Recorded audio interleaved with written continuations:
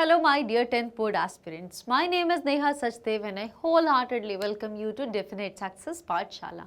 और आज हम स्टार्ट करने वाले हैं हमारे MCQs which is based on Mitchell the author।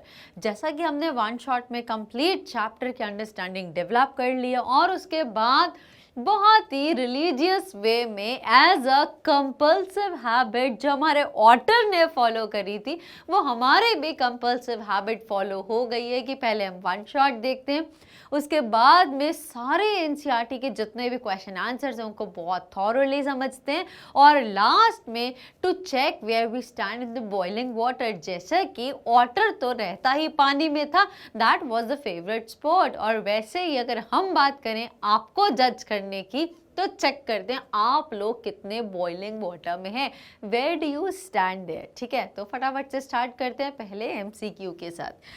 So heading with first question, who is the author of Mitchell the author? तो Mitchell the author के author कौन है भाई, किसने इस चैप्टर को लिखा है? So it is written by Mr. Gavin Maxwell। इसीलिए तो ऑटर का भी नाम पड़ गया था मैक्सवेल्स ऑटर। ये क्यों पड़ा था?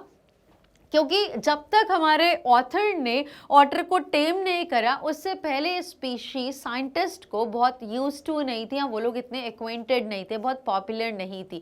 तो जब हमारे ऑथर ने ऑटर को ढूंढ लिया और उसको टेम करा तो बहुत पॉपुलर हो गए और तब एक जूलॉजिस्ट ने उनका नाम ही रख दिया है साइंटिस्ट के नाम पे। तो चलिए हिस्ट्री समझ में आ गई है, करेक्ट आंसर भी चेक कर लेते हैं which sounds very relevant is option number A Gavin Maxwell. फटाफट से चेक कर लेते हैं राइट आंसर को। here we go, well justified। अब हेड करते हैं हमारे नेक्स्ट क्वेश्चन की तरफ। Early in the new year of 1956 Maxwell travel to.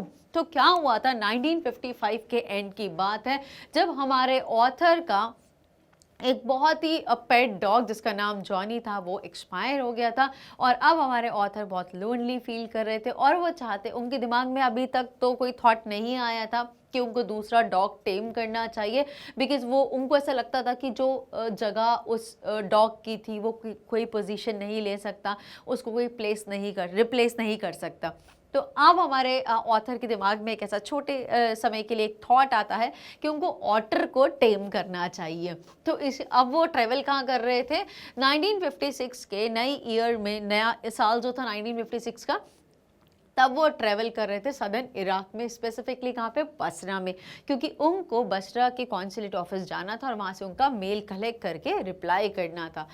So early in the year of 1956 Maxwell travel to London, travel करा, सदर्न इराक, इंडिया या none of the above. तो उन्होंने कहाँ ट्रेवल करा था, सदर्न इराक में भी प्रिसाइसली हम बात करें तो बसरा में ट्रेवल किया था उन्होंने।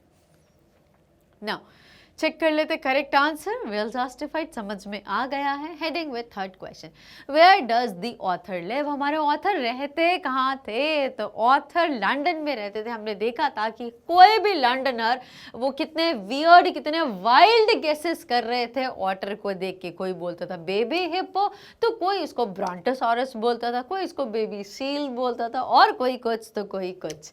ठीक है, so where does the author live, तो ऑथर हमारे लंदन के रहने वाले थे, लंदनर। नाउ चेक कर लेते हैं ऑप्शन रेलेवेंट है कि नहीं। बिल्कुल सही, बहुत सही जवाब दिया है और इन्हीं अच्छे वर्ड्स के साथ हेड करते हैं फोर्थ क्वेश्चन की तरफ। What experiment did Maxwell think chemist Ferna would be suitable for? कौन सा एक्सपेरिमेंट ऑथर पर्टिकुलरली केमिस्ट फर्ना में रहते थे, तो इस जगह में पर्टिकुलरली ऑथर को क्या लगा, कौन सा एक्सपेरिमेंट के लिए ये जगह बहुत सूटेबल है। तो ऑटर को टेम करने की ये जगह बहुत सूटेबल है क्योंकि ऑटर्स कहाँ पे पाए जाते हैं, टिग्रिस मार्शेस में। ये वहाँ पे इतने पॉपुलर हैं, जैसे कि मस्कीटोज हमें पॉपुलर दिखते हैं ना, हर जगह इधर उधर मच्छर देख लोगे, वैसे ही टिग्रिस मार्शेस में ऑटर्स इतने ज़्यादा पॉपुलर हैं। पानी इलाकों में जहाँ पे दलदल होती, कीचड़ होता है, मिट्टी गीली गीली होती है, वहाँ पे ऑटर्स देखने को मिलते हैं। So what experiment did Maxwell think chemist furna would be suitable for, to pet a dog. अब तो बिल्कुल ना हो पाएगा, ऑथर वो भी एक और डॉग को पेट करें नहीं, क्योंकि एक था उससे जो यादें जुड़ी थी अब वो खत्म हो गई, वो कभी उन चीज़ों को रिप्लेस या भूल नहीं पाएंगे। अब कुछ और, that is to pet an otter. Yes, both of them no, none of the above no. So right answer जो हमें समझ में आया that is absolutely correct, option number A. चलिए फटाफट से चेक कर लेते हैं राइट ऑप्शन को। वेल जस्टिफाइड बिल्कुल करेक्ट आंसर है। अब हेड करते हैं हमारे फिफ्थ क्वेश्चन की तरफ। How many days later did the author mail arrive? तो देखिए ऑथर गए थे बशरा में कॉन्सुलेट ऑफिस अपना मेल कलेक्ट करने के लिए एक अपने फ्रेंड के साथ। उनके फ्रेंड का तो सेम डे मेल आ जाता है, बट ऑथर को 5 दिन वहां पे रुकना पड़ता है अपना मेल कलेक्ट करने के लिए। पहले दिन नहीं आ पाता, दूसरे दिन वो टेलीग्राफ करते हैं, तीसरे दिन फाइनली उनका कॉल कनेक्ट करने की कोशिश करते हैं, कॉल कनेक्ट करते हैं बट उस दिन कोई टेक्निकल ग्लिच होता है, कॉल कनेक्ट नहीं हो पाती। फोर्थ डे कुछ नेशनल हॉलीडे होती है तो अगेन नहीं हो पाता। फिफ्थ डे वो कॉल उनकी लगती है और फिफ्थ डे उनका फाइनली मेल आ जाता है। So how many days later did the author's mail arrive? तो ऑथर का मेल पूरे 5 दिनों के बाद आया था। सो राइट आंसर 2, 4, 5 और 7, 5 बिल्कुल सही पता चल रहा है। सी ऑप्शन करेक्ट है, चेक कर लेते हैं। Well justified. चलिए सिक्स्थ क्वेश्चन की तरफ हेड करते हैं। फिफ्थ का फिफ्थ आंसर, ठीक है, ऐसे बात याद रखना, याद नहीं रहेगा, नंबर ऑफ डेज से ही याद रखना पड़ेगा, ठीक है। कैसे याद कर सकते हो क्वार्टर के? तो ऑर्डर में कितने होते हैं? 5 अल्फाबेट्स होते हैं, 1 2 3 4 5, OTTER।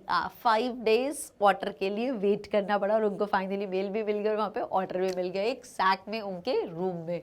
So the otter was brought to the author by whom? तो उनके फ्रेंड जिससे वो डिस्कस कर रहे थे, बहुत कैजुअली डिस्कस करा था उन्होंने ऑर्डर को टेम करने के लिए, और उन्होंने भी उस समय तो बहुत कैजुअली रिप्लाई करा, बट लेटर ऑन उनको एक ऑर्डर गिफ्ट कर जाते हैं वो। So the otter was brought to the author by his friend, 2 Arabs, hotel staff या नन ऑफ द अबव। तो लेके कौन आता है? तो ऑर्डर वॉज ब्रॉट, गिफ्ट तो भिजवाते तो उनके दोस्त हैं, बट उनके रूम में जो ऑर्डर को लेके आते हैं वो 2 अरब लोग होते हैं, 2 अरेबियंस होते हैं, ठीक है। सो 2 अरब्स लेके आते हैं। कंफ्यूज मत होना, गिफ्ट कौन करता है? ऑर्डर ऑथर को, तो वो उनके फ्रेंड करते हैं, बट उनको लेके कौन आता है उनके रूम में? तो वो 2 अरब होते हैं। Right answer is 2 Arabs. जल्दी से बी ऑप्शन को चेक कर लेते हैं। Very well justified. I hope आपको भी बहुत अच्छे से समझ में आया, राइट, इजीली समझ में आ रहा है। चलिए तो हेड करते हैं 7th क्वेश्चन की तरफ। What is the meaning of apathy? अरे वर्ड हमने कहाँ देखा था? होम्योपैथी के साथ देखा था। अरे वाह वाह, नेचुरोपैथी के साथ देखा था मैंने ऐसी कोई पैथी नहीं देखी, मैंने अपैथी ही देखी है, जहाँ पे हमने देखा था कि जो हमारा ऑटर था वो बहुत एपैथी था। तो क्या था? What is the meaning of apathy? Absence of interest, the ability to understand and share the feelings of another, unfriendly or rude। तो absence of interest, ऑटर का कोई भी इंटरेस्ट पहले दिन डेवलप नहीं था। he was neither hostile nor he was very cooperative, he was very friendly। ना वो hostile था ना ही वो बहुत ज़्यादा friendly था। he was what? he was having apathy, absence of interest, because बिल्कुल अलग जगह पे लाया गया था, वो अलग इंसान के साथ था, वो बहुत डिफरेंट फील करता। सो अपैथी का एग्जैक्ट मीनिंग होता है एब्सेंस ऑफ इंटरेस्ट, जहाँ पे इंटरेस्ट ही नहीं होता है, ठीक है। चलिए करेक्ट आंसर को समझ लेते हैं। देख लिया है, समझ लिया है, जान लिया है, याद कर लीजिए आप, आई होप याद भी हो ही जाएगा। चलिए 8th क्वेश्चन की तरफ हेड करते हैं, जिसका आंसर तो पहले से ही आ गया, बट जस्टिफाई कर लेते हैं फटाफट। What is wasted and provoking when left static according to water? और हमारे मिजबिल के हिसाब से, हमारे मिज के हिसाब से, या ऑटर कह लीजिए, कि अगर पानी बिल्कुल स्टिल है, उसमें कोई मूवमेंट, कोई हलचल नहीं यार, तो पानी बर्बाद है। ये कैसा पानी है? इसमें तो छपाक छपाक होनी ही चाहिए। बोल में पानी रखा है तो उसको तो अपसाइड डाउन करना ही पड़ेगा। ये तो मज़ेदार चीज़ है, पानी स्टिल नहीं रह सकता ना। तो पानी बोल में है तो गिरा दो, उसको उल्टा करके गिरा दो, यूँ सब बैठ जाओ, पूरा पानी गिर जाएगा, तो मज़ा आ जाएगा। तो हमारे जो ऑटर हैं, मिजबिल या मिज है, उनके according what is wasted and provoking when left static? अगर वो चीज़ कोई बिल्कुल फिक्स है, बिल्कुल स्टेटिक है, ऐसी कोई इसमें मूवमेंट नहीं आ रही, बिल्कुल मोशन लेस है, वो तो बिल्कुल वेस्ट है। और वो प्रोवोक कर रहा है कि उसमें मूवमेंट लाई जाए, छपाक छपाक करी जाए, उसमें स्प्लॉश एंड स्प्लैश किया जाए। तो what is that according to water? That is absolutely water. ना सैंड की बात हो रही, ना टी की, ना जूस की, इनका तो कोई रिलेशन ही नहीं है बेटा। सैंड कंफ्यूज हो सकता सकते हो अरब से अगर आपको कुछ समझ में, आप ऐसे तुक्का मारने की कोशिश करो, बट नहीं, यहाँ पे मैंने स्टार्टिंग में बताया था ऑटर जो होते हैं वो बिल्कुल वाटर वाले फ्रेंडली होते हैं, वाटर फ्रेंडली होते हैं, ठीक है। तो right answer is absolutely D, जो हम गलती से दिखा चुके हैं पहले ही, बट कोई बात नहीं, हमें at the end of the day information समझ में आनी चाहिए, पूरी चैप्टर हमें क्रिस्टल क्लियर होनी चाहिए जो हो रही है। सो here's the 9th question on the screen. In the beginning the otter was, तो हमने जब चैप्टर पढ़ी थी हमने देखा था कि शुरुआत में ऑटर कैसा था हमारे ऑथर के साथ।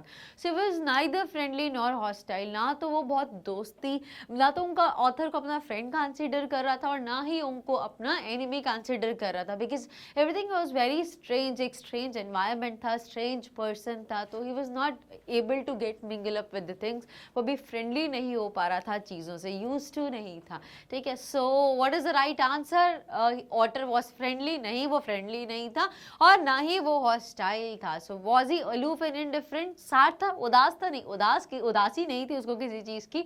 सो right answer is absolutely aloof and indifferent, he was feeling very lonely because सब चीजें स्ट्रेंज थी, स्ट्रेंज एनवायरनमेंट, स्ट्रेंज पर्सन और द स्ट्रेंज न्यू ओनर कह सकते हो आप, तो सारी चीजें बहुत अलग अलग दिख रही थी, तो वो बिल्कुल चीजों से दूर था, भी मिक्स नहीं हुआ था। So he was very aloof and indifferent. शुरुआत में एक ही दिन ऐसा बिहेव करा and then the very next day बहुत ज़्यादा फ्रेंडली हो जाता है। सो राइट ऑप्शन जो हमें समझ में आ रहा है by the process of elimination, that is absolutely option number C. और जो इन्फॉर्मेशन हमने चैप्टर में वन शॉट में पढ़ी थी उसके अकॉर्डिंग भी हमें सी बहुत ही रेलिवेंट ऑप्शन साउंड कर रहा है। So let's immediately check with the right answer. Here we go, well justified. I hope आपको बहुत अच्छे समझ में आ गया है। Now it's time to head towards question number 10. How did the airline wanted him to carry Mitch bill? अब देखिए, एक एयरलाइन से जब कॉन्टैक्ट करा हमारे ऑथर ने तो उन्होंने तो क्लियरली मना कर दिया कि they don't allow to transport animals. तो फिर उन्होंने दूसरी एयरलाइंस को कॉल करा जहाँ पे उन्होंने परमिशन तो दे दी बट कुछ स्पेशल गाइडलाइंस या इंस्ट्रक्शंस दी कि how you can carry your animal along with you. तो उन्होंने एक 18 सेंटीमीटर की हाइट का एक बॉक्स बनाने के लिए कहा और उसमें आपको अपने एनिमल को रखना है और उसको भी आपको अपने पैरों के पास, जहाँ पे आपकी सीट होगी उसके पैरों के पास आपको उसको बॉक्स को रख देना है। So how did the airline wanted him to carry Mijbil? तो एयरलाइन कैसे चाहती थी ऑथर को कि वो किस तरीके से मिच बिल को अपने ऑटर को कैरी करके अपने होम टाउन लेके जाए। सो इन अ सेपरेट कंपार्टमेंट नहीं, एयरवेज में कोई सेपरेट कंपार्टमेंट नहीं होता, एक बॉक्स में अपने बैग में, none of the above. So absolutely एक बॉक्स में उन्होंने बोला। सो राइट ऑप्शन जो हमें इंफॉर्मेशन के हिसाब से, एलिमिनेशन के हिसाब से समझ में आ रहा है, दैट इज एब्सोल्युटली बी। चलिए फिर फटाफट से चेक कर लेते हैं राइट आंसर को, समझ में आ गया। अब हेड करते हैं हमारे 11th क्वेश्चन की तरफ। What is the meaning of an appalling spectacle? तो ओहो, ये तो बड़ी बहुत अजीबोगरीब सिचुएशन थी। जैसे ही थोड़े सी देर के लिए पहले उस बॉक्स को रेडी करते हैं हमारे ऑथर और जब गेविन मैक्सवेल वो बॉक्स को ready as per the instruction given by the airlines उस बॉक्स को रेडी करते हैं और उसमें मिच बिल को प्लेस कर देते हैं सो दैट वो फ्रेंडली हो जाए। एकदम से बॉक्स में पैक कर दोगे तो कितना वियर्ड या स्ट्रेंज बिहेव करेगा एनिमल। और ऑटर्स के बारे में इतना जानते भी नहीं थे क्योंकि उन्होंने पहले एक डॉग को टेम करा जिसका नाम जॉनी था, ठीक है। तो उन्होंने क्या करा, पैक करते हैं और एक हरिड मील के लिए बहुत जल्दी से एक छोटे से मील लेने के लिए चले जाते हैं और जब वो लौट के आते हैं तो बहुत ही भयानक दृश्य देखने को मिलता है। वो क्या था, पूरा बॉक्स में खून खून की बूंदें लगी हुई थी। दैट वाज पूरी तरफ छींटे थी खून की। वाइट वाज बिकॉज वो पूरे एफर्ट्स कर रहा था मिच बिल कि किसी तरीके से बॉक्स से बाहर आ जाए। So what is the meaning of appalling spectacle? एक सेफ स्पेस बताने के लिए यूज किया? नहीं। Funny scene? नहीं, बिल्कुल भी नहीं, कोई मजाक नहीं। ए मिस्टीरियस सिचुएशन, कोई रहस्यमय सिचुएशन या अ शॉकिंग सीन। तो जो चैप्टर में एक्सप्लिसिटली दिया गया है अपॉलिंग स्पेक्टेकल के बारे में, that is absolutely a shocking scene जिसको देख के हमारे ऑथर गेविन मैक्सवेल बहुत ज्यादा डर जाते हैं, घबरा जाते हैं। तो एलिमिनेशन के हिसाब से या नॉलेज या कंटेंट रेफरेंस के हिसाब से राइट आंसर जो समझ में आया that is absolutely D.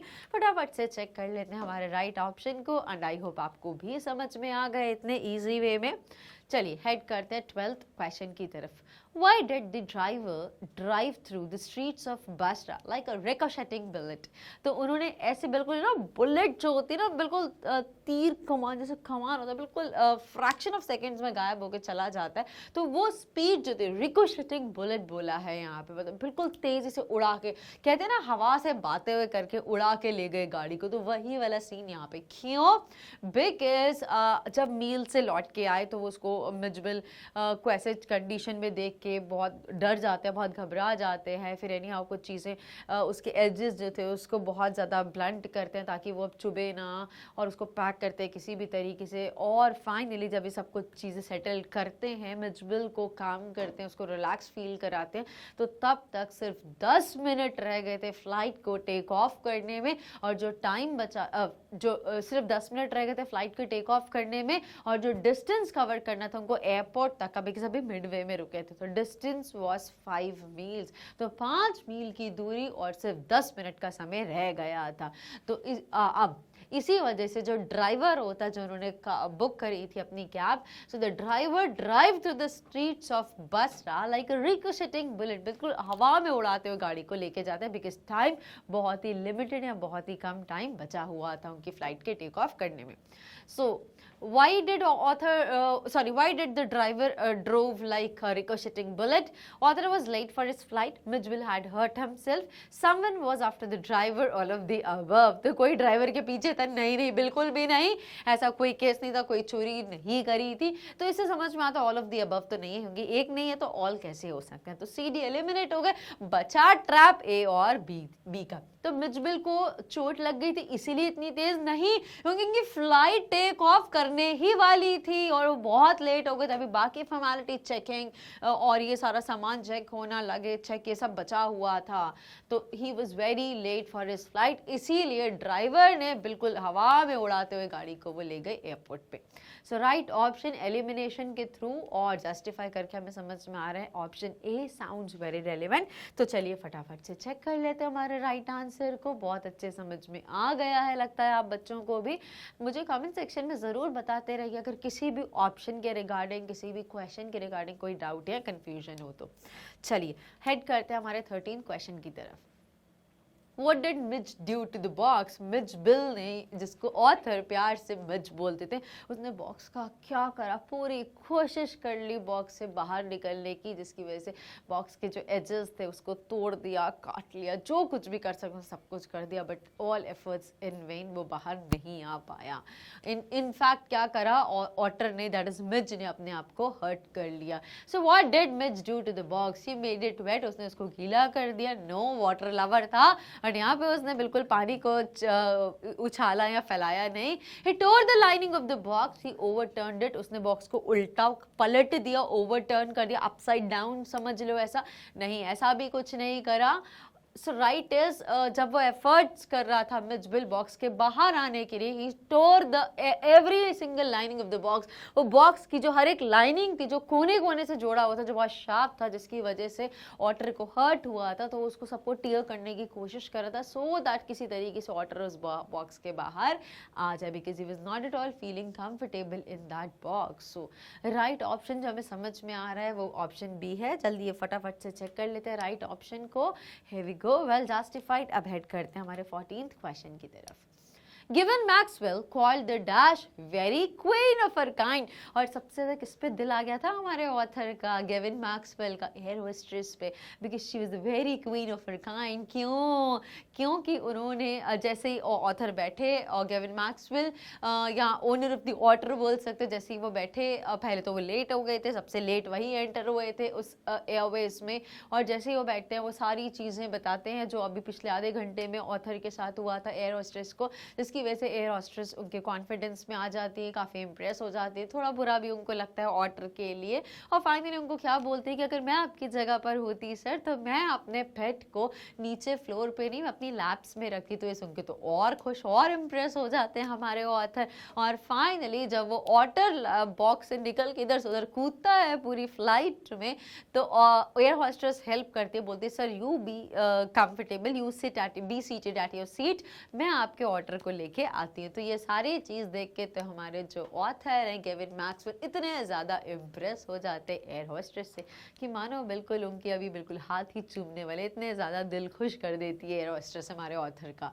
So Maxwell called the dash very queen of her kind. Absolutely air hostess driver को नहीं बोला, मिजबिल को नहीं बोला, पायलट से तो कोई डायरेक्ट कम्युनिकेशन हुआ ही नहीं था। So right option is absolutely queen. Driver कैसे हो सकता है, कोई ऐसा करा भी नहीं था। कहाँ रिकोशेटिंग बुलेट जिससे गाड़ी जरूर दौड़ाई थी, लेकिन और कुछ नहीं करा था। मिजबिल तो था ही उनका फ्रेंडली पेट।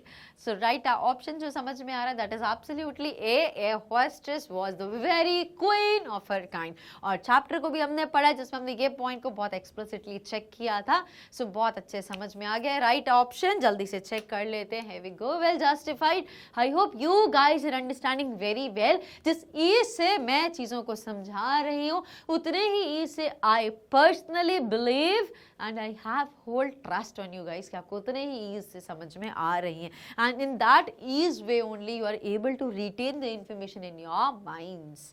चलिए हेड करते हैं 15th क्वेश्चन की तरफ। What do you mean by compulsive habits? कुछ ऐसी आदतें जो बाय डिफॉल्ट उनके ऑथर ने अडॉप्ट कर ली थी, जिनको इग्नोर करना या ना करना, मना करना बहुत टफ हो पा रहा है। ऐसी कुछ कंपल्सिव हैबिट्स थी। जैसे बच्चे होते हैं ना कि आपने देखा होगा हम ये नेल्स चबाते रहते हैं या कुछ भी करते हैं घर पे, अगर आपके टाइल्स लगी है तो दे मेक श्योर कि टाइल्स के जो बॉर्डर उस पर पैर नहीं आना चाहिए, वो एक ऑल्टरनेट पे जंप करके चलते हैं। या कोई भी ऐसी एक्टिविटी, कोई भी हैबिट, अगर आपके घर में रेलिंग्स हैं उसमें बार्स लगे तो उसको टच करते हुए ऐसे करते हुए जाएंगे, तो ये कुछ कंपल्सिव हैबिट्स होती है। या स्टेयर्स पे अगर आप वो जा रहे हैं तो मेक श्योर कि वो एक को हर ऑल्टरनेट को स्किप करके वो दूसरे को स्टेप करेंगे। तो ये कुछ कंपल्सिव हैबिट्स होती है। ऐसी कुछ आदतें जो बाय डिफॉल्ट एक छोटा बच्चा या पेट अडॉप्ट कर लेता है, जिनको इग्नोर करना या जिनको चेंज करना थोड़ा सा टफ होता है। सो यहाँ पे जब हमने चैप्टर पढ़ा था तब भी हमने कुछ देखी थी कंपल्सिव हैबिट्स जो हमारे ऑथर के मिज ने डेवलप कर ली थी। कौन कौन सी वो कंपल्सिव हैबिट्स थी फटाफट से रिकॉल कर लो। देखो हमने वन शॉट में भी पढ़ लिया है, हमने एनसीईआरटी सॉल्यूशंस में भी देख लिया है। तो अभी एमसीक्यूज कौन सी बहुत बड़ी बात है, तो जल्दी से गिनवाइए कौन सी 3 कंपल्सिव हैबिट्स थी। सबसे पहली चीज क्या थी, पेवमेंट ब्लॉक्स पे वो स्टेप कैसे करते थे, ठीक है।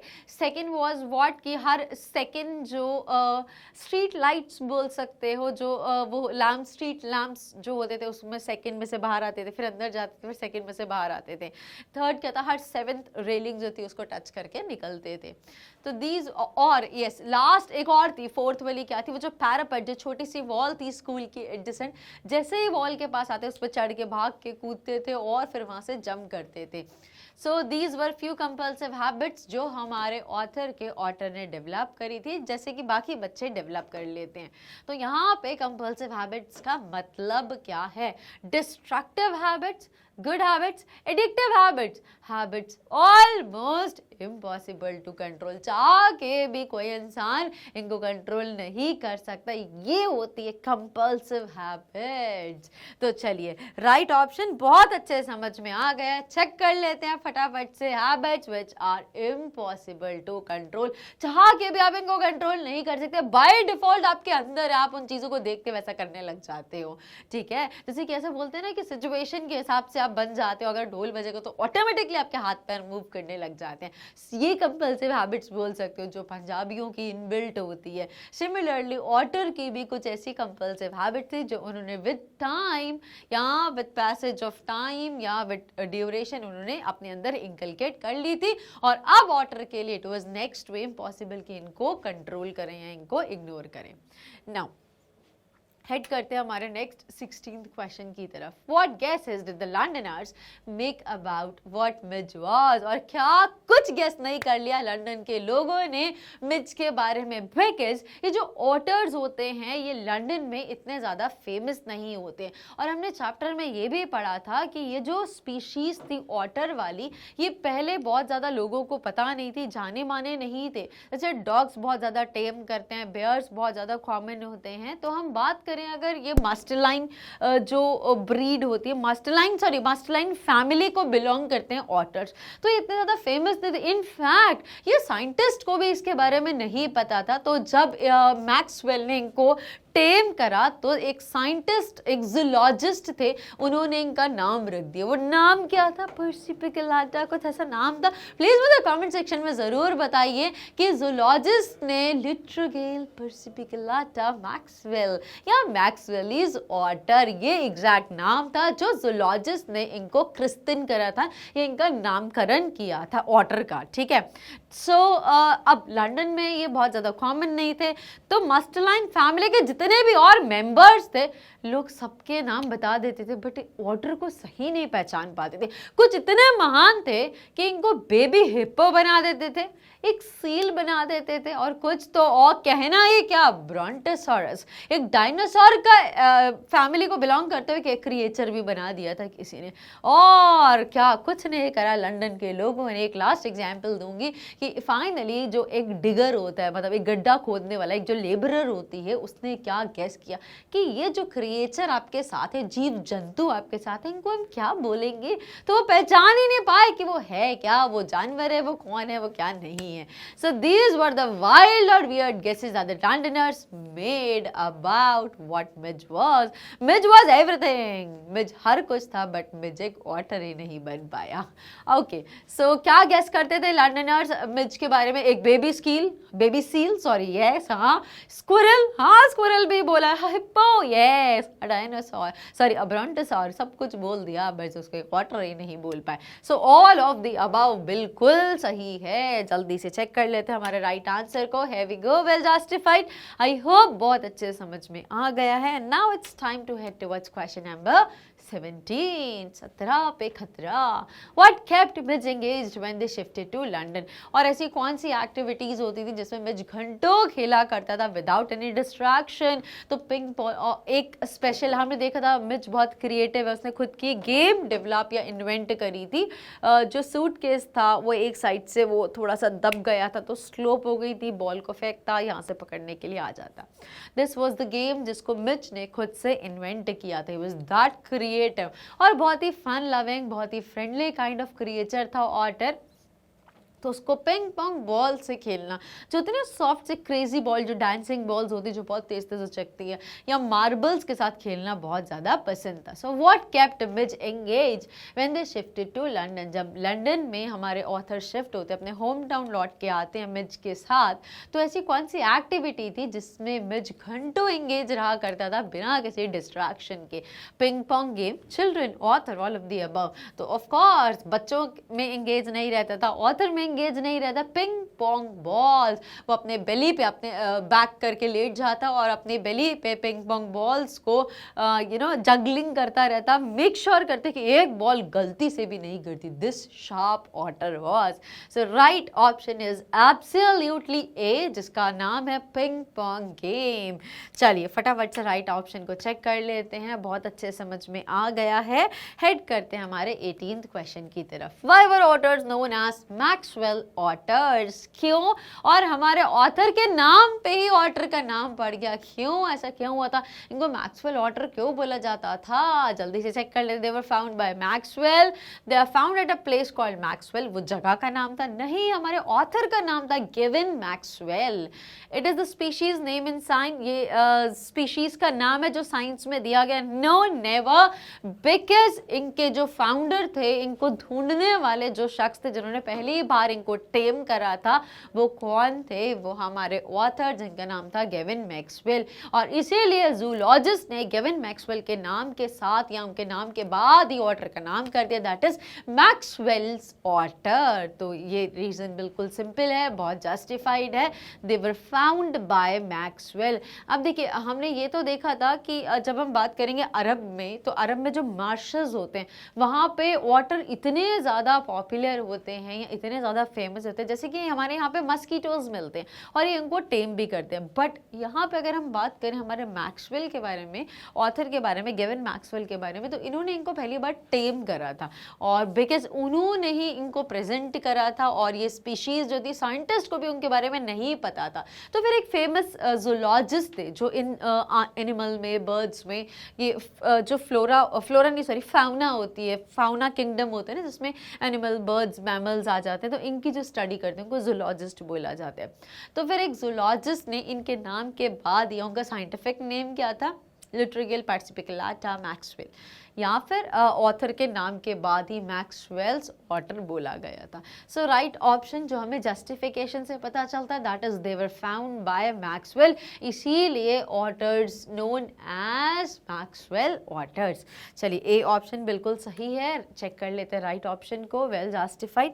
हेड करते हैं हमारे 19th क्वेश्चन की तरफ। Where did the Arabs keep the otter? तो जो अरब्स होते थे उन्होंने ऑटर उन्होंने ऑटर को कहाँ पे रखा? जो 2 अरब्स आए थे जब कॉन्सुलेट ऑफिस में थे, कॉन्सुलेट जनरल वाले ऑफिस में थे हमारे ऑथर गेविन मैक्सवेल, तो उनका जो रूम था वहाँ पे जब 2 अरब्स आए थे जो स्क्वाट कर रहे थे फ्लोर पे, is a form of A yoga posture, तो वो जब वो उस पोस्चर में बैठे हुए थे स्क्वाटिंग पोस्चर में, तो तब उन्होंने क्या करा, वो जो ऑटर था उन्होंने उसको फ्लोर पे रख दिया एक सैक में बांध के, और sack time to time squeal हो रहा था, स्क्विल करके बांध के रखा और वो इधर से उधर कूद रहा था बिकॉज उसके अंदर ऑटर था।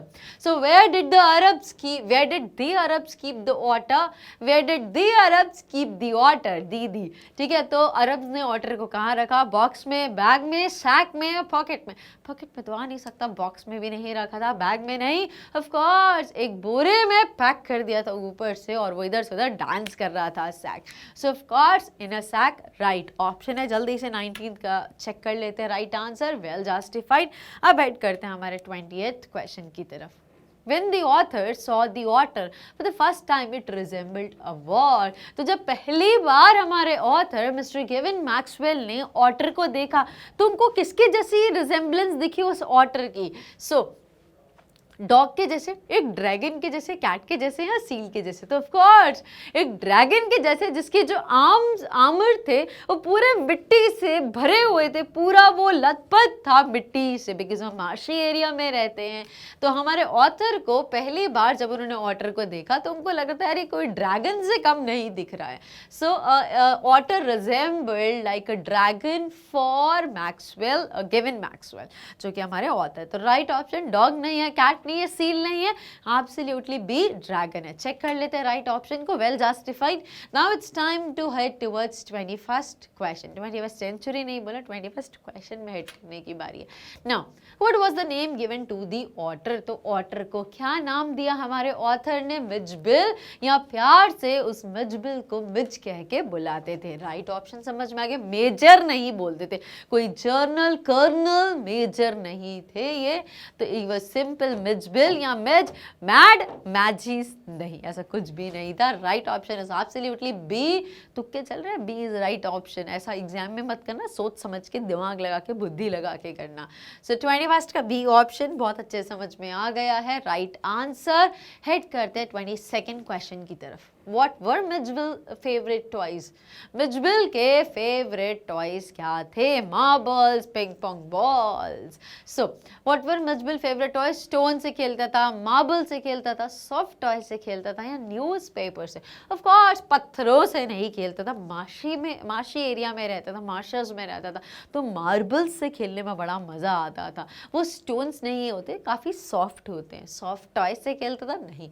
न्यूज़पेपर जैसे आपके घर में पेट डॉग खेलता है वैसा भी ऑटर नहीं था, ठीक है। सो राइट ऑप्शन जिससे मिजबिल बहुत घंटों खेला करता, दैट वाज एब्सोल्युटली मार्बल्स। तो चलिए बी ऑप्शन, सारे बी सही हैं, 22 का भी बी सही है। चलिए चेक कर लेते हैं राइट ऑप्शन। देखिए ये कोई तुक्काबाजी नहीं चल रही है, कोई लक नहीं चल रही, एग्जाम में ऐसा बिल्कुल भी कुछ नहीं होने वाला है। It is all about you have to read the question well and try to eliminate each and every option and justify the one. यही ट्रिक है, यही टेक्निक है MCQs को सॉल्व करने के लिए विद 100% एक्यूरेसी। यही फॉलो करना, ABCD अक्कड़ बक्कड़ बम्बे बो करके नहीं सिलेक्ट करना है।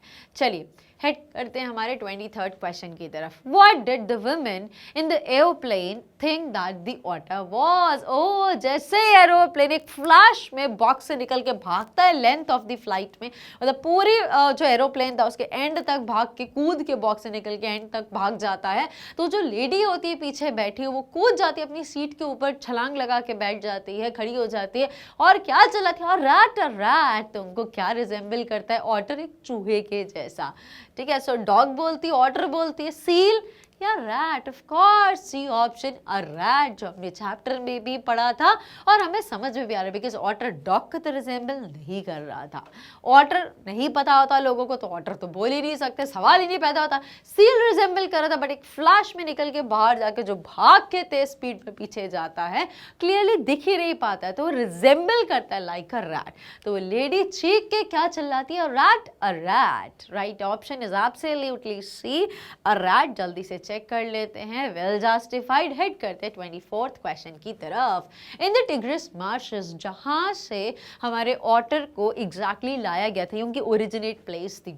Otter were as common as mosquitoes, जैसे यहाँ वहां हमें मच्छर काटने को मिल जाते हैं, देखने को मिल जाते हैं, वैसे ये टिग्रिस मार्शेस में क्या मिलते हैं, ऑटर्स मिलते हैं। ठीक है, बिल्कुल मिट्टी में लते पते हुए, पूरे मिट्टी में भरे हुए बीज। सो इतने कॉमन है टिग्रिस मार्शेस में ऑटर, जैसे कि बीज, मक्खियाँ होती हैं, मधुमक्खियाँ, लिजार्ड्स, रोडेंट्स या मस्कीटोस। तो चैप्टर में जो दिया था एग्जाम्पल, इनको कंपेयर किया गया था, इनकी पॉपुलैरिटी, इनके कॉमननेस को, जैसे कि मस्कीटो होता है। सो राइट ऑप्शन 24th का साउंड कर रहा है डी। वेरी रेलेवेंट, चेक कर लिया, समझ में आ गया है। अब हेड करते हैं आज के हमारे 25th क्वेश्चन की तरफ। What had trickled out of the box, तो बॉक्स से क्या ट्रिकल कर रहा था, तो उसने बहुत कोशिश करी बॉक्स से बाहर आने की। जब ऑथर एक हरिड मील के लिए गए थे तो क्या ट्रिकल कर रहा था, blood, splash of blood, because ने पूरी कोशिश करी to cut the lining of the box but he was not able to do it, he was unsuccessful in this attempt. So what had trickled out of the box, तो juice आ रहा था कोई, oh lemon juice, no. Blood, of course, पानी नहीं रख के गए थे ऑथर वहां पे कहीं पे। पेंट नहीं, बिल्कुल भी नहीं कि बोर हो जाएगा तो पेंट कर लेगा, never. It is absolutely B option, that is blood. समझ में आ गया है, वेल जस्टिफाइड। और यहाँ पे कंप्लीट होते हैं हमारे 25 MCQs which were based on the chapter which build the otter. I hope आपको बहुत अच्छे समझ में आ गए हमारे एक बहुत ही अमेजिंग राइटर गैविन मैक्सवेल की स्टोरी को। It is very clearly understood, crystal clear हो गई है। तो अब टाइम है that I shall take your leave now. मिलेंगे नेक्स्ट चैप्टर में। Till then just stay connected with us and do follow me. Thank you very much.